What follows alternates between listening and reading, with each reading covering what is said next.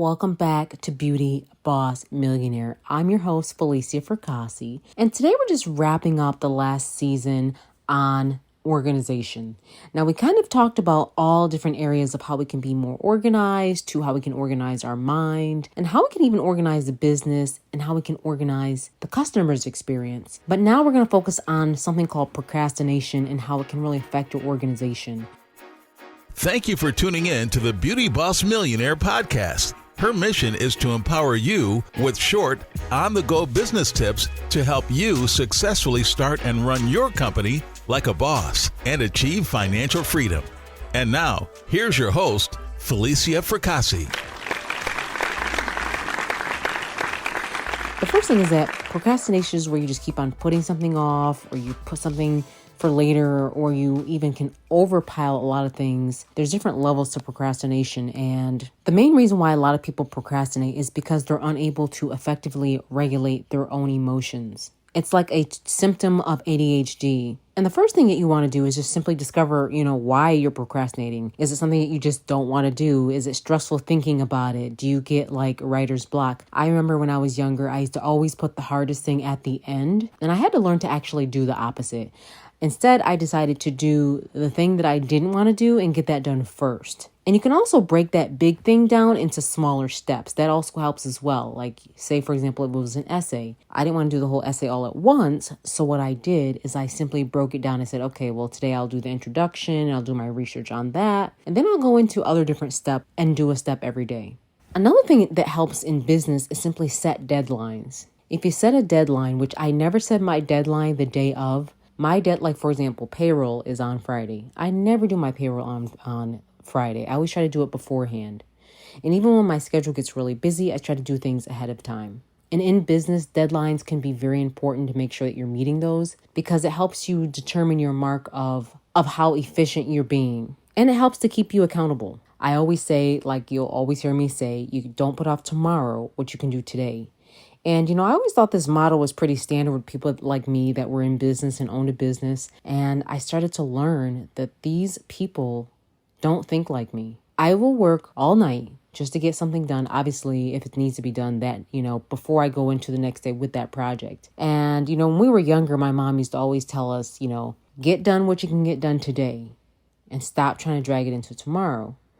And I don't know if I just learned that at an early age, but I knew, like even down to chores, why in the world would I leave them undone just to have to do them the next day? I just want to get it over with. I don't want to look at it again. And the same thing goes for the business world. If you can put off something, you might feel good about it. But when it's time for it to be due and you're under the pressure, you're doing it wrong, you're rushing, it doesn't make you feel good. I don't know about you, but it doesn't make me feel good when I'm rushing, trying to finish something that should have been completed earlier. And one thing you can always do is you can make those boring tasks that you don't want to do, you can just maybe make them appealing or trick yourself into that it's going to be fun, or give yourself a mini reward afterwards. Another thing that people do that they make the mistake of doing, they try to multitask.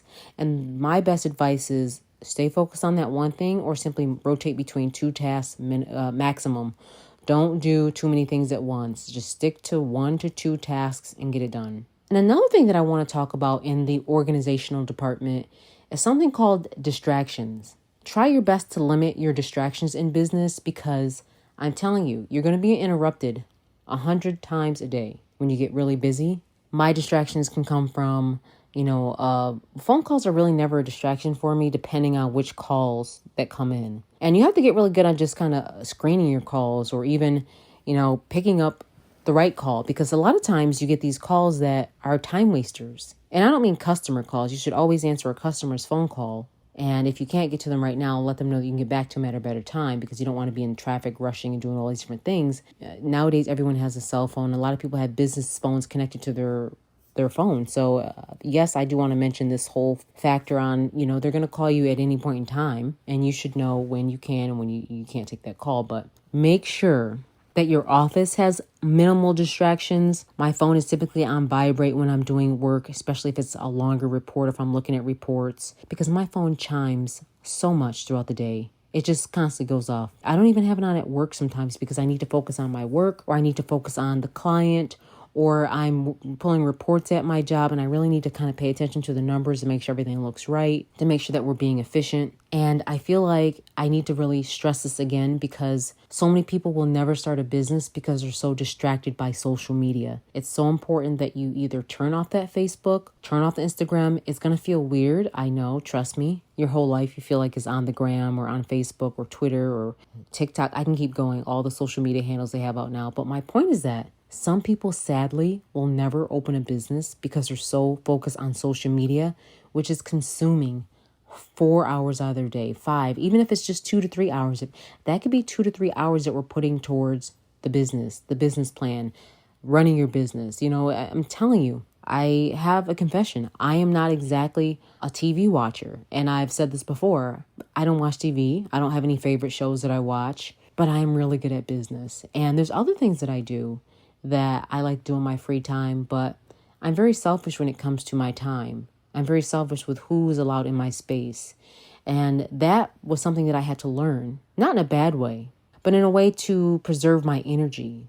I told my husband today he was going to the store to go shopping, and I don't know what it is about me. And I just said, okay, babe, see you at the house, because I didn't want to go into the grocery store. There's times where my mind can handle it, and there's times where my mind cannot handle it, because the grocery store to me is like a maze. It depends on how my mind wants to handle it. And any entrepreneur that is at a certain level of business, at this point, you just send someone to the grocery store for you, or you just order on the Instacart or Amazon, because your mind can only be pulled in so many ways. And a lot of times people will procrastinate because they don't want to do something. You need to kind of get a hold and control of that so you can begin to tackle and handle those things on that list, because you don't want to ruin your business by handling something that could have been handled today. I mean, I know right now that if I don't handle something in my business tonight, like at that moment and by, 10 o'clock that night, it is going to creep until tomorrow and the next day and the next day and the next day. And that's how entrepreneurs can really ruin their business, by 1, not being organized, and 2, by simply procrastinating. If you can do it today, do it. I hope all of this has helped as we're wrapping up this season of organization. Stay tuned for season 4. Thanks for tuning in to the Beauty Boss Millionaire with Felicia Fracassi. That's it for today. Tune in tomorrow for the Beauty Boss Millionaire podcast. And don't forget to follow the Beauty Boss Millionaire, Felicia Fracassi, on Instagram, Facebook, and TikTok at Beauty Boss Millionaire.